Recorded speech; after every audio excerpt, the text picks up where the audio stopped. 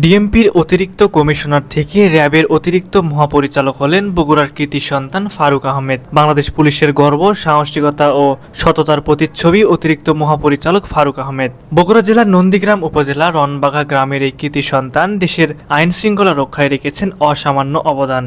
সদ্য ডিএমপির অতিরিক্ত কমিশনার পদ থেকে র্যাবের অতিরিক্ত মহাপরিচালক এডিজি হিসেবে যোগদান করে তিনি আবারও প্রমাণ করেছেন নেতৃত্ব মানেই মানুষের আস্থা অর্জনের দায়িত্ব।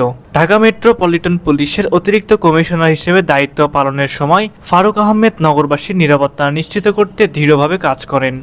অপরাধ দমন, আধুনিক ট্রাফিক ব্যবস্থাপনা ও প্রযুক্তি নির্ভর পুলিশিংয়ে তার ভূমিকা ছিল সুদৃঢ় ও প্রশংসনীয়। তার সুপরিকল্পিত উদ্যোগ ও কঠোর পরিশ্রমের ফলে রাজধানীতে এসেছে দৃশ্যমান নিরাপত্তা ও শৃঙ্খলার উন্নয়ন। বর্তমানে র্যাপিড অ্যাকশন ব্যাটালিয়নের অতিরিক্ত মহাপরিচালক হিসেবে দায়িত্ব পালন করছেন তিনি।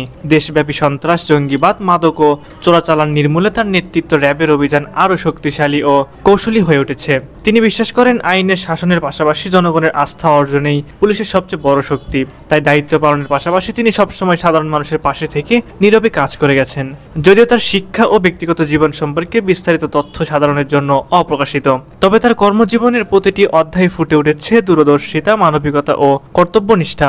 একজন পুলিশ কর্মকর্তা হিসেবে তার কাজ কেবল আইন প্রয়োগ নয়, বরং মানবিক দৃষ্টিভঙ্গিতে অপরাধ প্রতিরোধ ও সামাজিক শান্তি প্রতিষ্ঠা করা। ফারুক আহমেদের মতো দেশপ্রেমিক, সাহসী ও আদর্শবান কর্মকর্তা আমাদের জাতীয় সম্পদ। তার কর্মনিষ্ঠা, সততা ও নেতৃত্বের গুণাবলী ভবিষ্যৎ প্রজন্মের জন্য অনুকরণীয় হয়ে থাকবে। পুরো দেশ গর্ব করে বলতে পারে, ফারুক আহমেদ শুধু একজন পুলিশ কর্মকর্তা নন, তিনি একজন প্রকৃত জননিরাপত্তার অগ্রদূত।